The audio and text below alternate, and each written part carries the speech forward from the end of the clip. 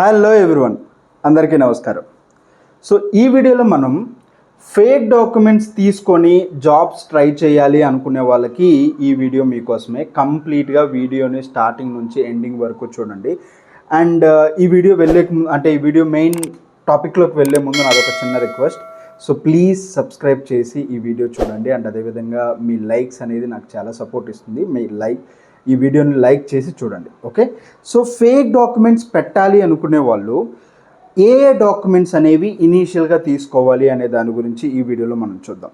చాలామంది fake documents తోటి like jobs try చేయాలి అనుకునే వాళ్ళు ముందుగానే కంప్లీట్ డాక్యుమెంట్స్ పర్చేస్ చేస్తారు.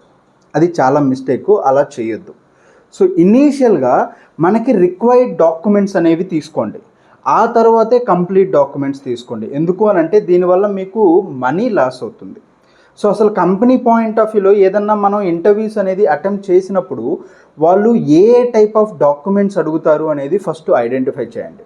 సో ఇనీషియల్గా ఏదైనా ఎనీ టైప్ ఆఫ్ జాబ్ ఇంటర్వ్యూకి మీరు వెళ్ళినప్పుడు వాళ్ళు స్టార్టింగ్లో మిమ్మల్ని అడిగే డాక్యుమెంట్స్ ఏంటి అని అంటే like last 3 months of pay slips.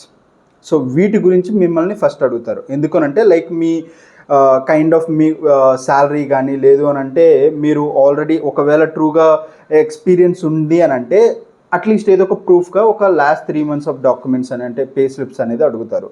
ఒకవేళ if you are selected, so మిమ్మల్ని ఇనీషియల్గా అడిగే డాక్యుమెంట్స్ ఏంటి అని అంటే joining letter, hike letter, appraisal letter and అదేవిధంగా last 3 months of pay slips, ఇవి మిమ్మల్ని అడుగుతారు. సో అందుకోసం అని చెప్పి ఎవరి దగ్గరైనా కూడా ఫేక్ డాక్యుమెంట్స్ తీసుకునే ముందు సో మీరు ఇనీషియల్గా ఈ డాక్యుమెంట్స్ అనేవి తీసుకోండి. అంటే like last 3 months of pay slips and అదేవిధంగా offer letter and hike letter. So అసలు ఫేక్ డాక్యుమెంట్స్ ఎంకరేజ్ చేయొద్దు. అంటే లైక్ ఫేక్ ఎక్స్పీరియన్స్ పెట్టి వెళ్ళాలి అని చెప్పి మీరు అనుకోవద్దు. Try to go in a genuine way. So లేదు నేను ఫేక్ పెట్టే వెళ్తాను అని మీరు అనుకుంటే మాత్రం ఖచ్చితంగా ఈ డాక్యుమెంట్స్ మాత్రమే ఇనీషియల్గా తీసుకోండి. అంతేగాని కంప్లీట్ డాక్యుమెంట్స్ అనేవి మీరు తీసుకోవద్దు. ఎందుకంటే అన్లెస్ మీకు మనీ వేస్ట్ అవుతుంది.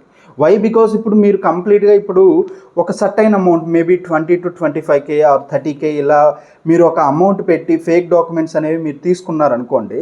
సో ఆ తర్వాత మీ లైక్ జాబ్ రావడానికి కొంచెం టైం పట్టింది అనుకోండి.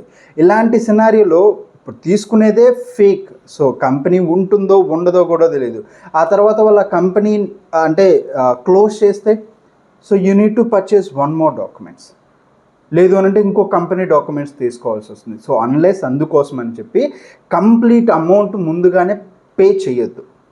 ఇనీషియల్గా ఎంతో కొంత హాఫ్ అమౌంట్ అసలు పే చేయకుండా మీరు ఇనీషియల్ డాక్యుమెంట్స్ తీసుకోవడానికి ట్రై చేయండి. చాలామంది ఇస్తూ ఉంటారు.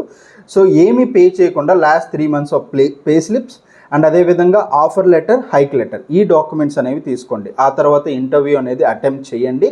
సో ఇనీషియల్గా ఈ డాక్యుమెంట్స్ ఆబ్వియస్లీ ఏ కంపెనీ అయినా కూడా కామన్గా అడిగే డాక్యుమెంట్స్ ఇవి. సో ఈ డాక్యుమెంట్స్ అనేవి సబ్మిట్ చేయండి. ఇఫ్ యు ఆర్ సెలెక్టెడ్, మీరు ఆ కంపెనీలో సెలెక్ట్ అయ్యారు అంటే హెచ్ఆర్స్ ఇలా చెప్పారు, మీరు లైక్ మీ ఆఫర్ లెటరు, హైక్ లెటరు ఇలాంటివి సబ్మిట్ చేస్తే then we can issue the kind of వాళ్ళ ఆ కంపెనీలో ఆఫర్ లెటర్ ఇస్తాము అని చెప్పి చెప్పారనుకోండి.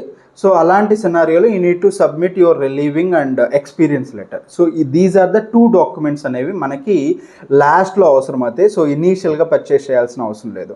ఎప్పుడైతే మీకు ఒక కన్ఫర్మేషన్ వస్తుందో మీరు ఒక కంపెనీలో సెలెక్ట్ అయ్యాము అని చెప్పి, అలాంటి సినారియోలో ఈ 2 documents relieve and experience letter అనేది మీరు కంప్లీట్ అమౌంట్ పే చేసి ఈ డాక్యుమెంట్స్ అనేవి తీసుకోండి.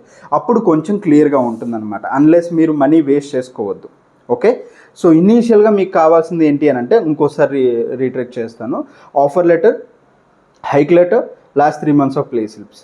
సో ఇనీషియల్ అమౌంట్ పే చేసి డాక్యుమెంట్స్ తీసుకోండి. వీటితోటి ఇంటర్వ్యూ అటెంప్ట్ చేసిన తర్వాత ఎక్కడైనా కూడా మీకు ఒక కన్ఫర్మేషన్ వచ్చిన తర్వాత, ఒక జాబ్ కన్ఫర్మేషన్ వచ్చిన తర్వాత then pay remaining amount, take relieving and experience letter. So submit in your company. మీకు ఏ కంపెనీలో అయితే జాబ్ వచ్చిందో ఆ కంపెనీలో సబ్మిట్ చేయండి. సో బట్ ఫస్ట్ జెన్యూన్గా వెళ్ళడానికి ట్రై చేయండి. బట్ లేదు మేము ఫేక్గానే వెళ్తాం, I don't have any option అంటే మాత్రం వీటిని అయితే కనుక ఖచ్చితంగా ఫాలో అవ్వండి. సో ఐ హోప్ ఈ వీడియో మీకు ఎంతో కొంత హెల్ప్ అయిందని అనుకుంటున్నాను. సో ప్లీజ్ ఈ వీడియో మీకు ఏ విధంగా అయితే హెల్ప్ అయిందో అదే విధంగా మీ ఫ్రెండ్స్కి కూడా రిక్వైర్డ్ ఉంటుంది, ఎవరైనా కూడా ఇలా వెళ్ళాలి అనుకునే వాళ్ళకి. So please share this video with your friends and అదేవిధంగా ఈ ఛానల్ని సబ్స్క్రైబ్ చేయండి అండ్ ప్లీజ్ లైక్. మీరు చేసే ఒక చిన్న పని నాకు చాలా పెద్ద మోటివేషన్ అనేది ఇస్తుంది అనమాట. So please like. And if in case ఏదైనా పర్టికులర్ టాపిక్ మీద నేను వీడియో చేయాలి అని అనుకుంటే ఆ టాపిక్ ఏంటి అనే దాన్ని ఆ కామెంట్ సెక్షన్లో పెట్టండి, నేను ఖచ్చితంగా వీడియో చేయడానికి ట్రై చేస్తాను. Thank you so much and all the best.